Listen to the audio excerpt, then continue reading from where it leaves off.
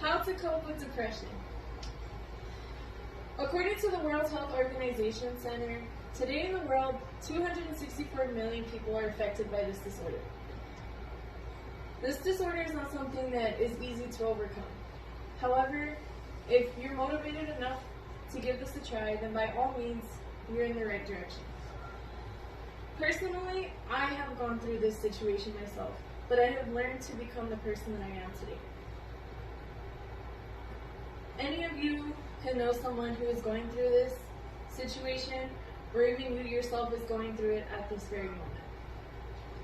There's a subject close to home that I deal with on an occasion that affects me and my family. This disorder is called depression. Today I will explain to you the many ways to cope with depression and what depression is all about, but I will tell you the 3 top ways to help you cope through this disorder.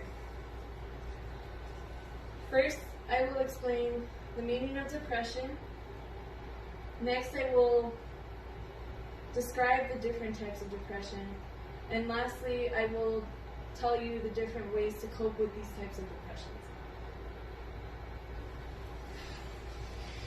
According to the article called Depression, written by Marina Marcus and others, who are called the World Health Organization Center, describe depression as a mental disorder that presents with a depressed mood, loss of interest or pleasure, decreased energy, feelings of low self-worth,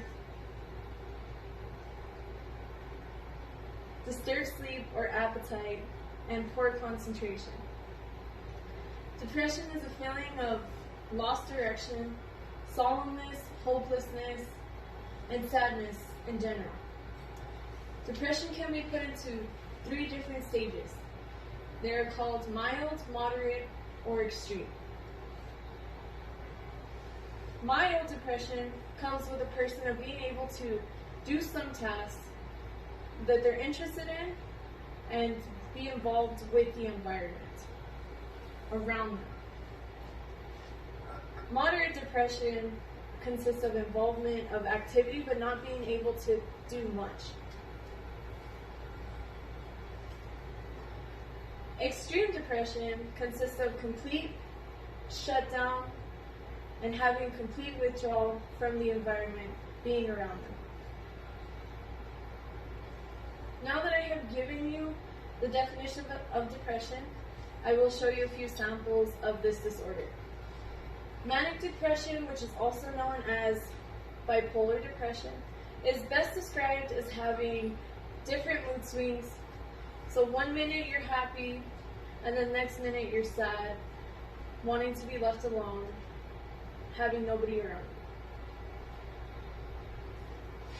Postpartum depression is basically when there's a complication in childbirth followed by a harmonic breakdown.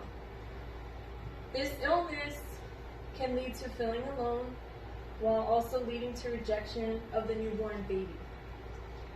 Dysthymia depression, which is also known as persistent depressive disorder, is a constant stage of doubtness, pessimistic, and a negative mood, being completely withdrawn from society and the environment around them. So you've learned 3 different examples of depression. Lastly, I'm going to describe the different ways to cope with these types of depressions. And remember, all of these depressions that I mentioned cannot be cured, but they have a treatment. So manic depression can be treated by a prescription drug and weekly psychotherapy. Postpartum depression is done by being involved with the group therapy and hormonal replacement management. Also, slowly reintroducing the baby back to the mother. Dysthymia depression can be cured by going into a mental institution for a private psychological management center. I hope that I have given you some insight on the element that takes effect in our society. Maybe you know a family member or you yourself that has depression. And with the close, I have given you a chance to help you cope with depression and understand depression. So we now know the meaning of depression, the different types of depression, and the ways to cope with these depressions. Depression is mostly looked down on by society. Society sees people who have this disorder, and depression has led to many suicides, killings, and we need to be more understanding of these individuals. Depression is just as serious as a patient with cancer. Okay, stop.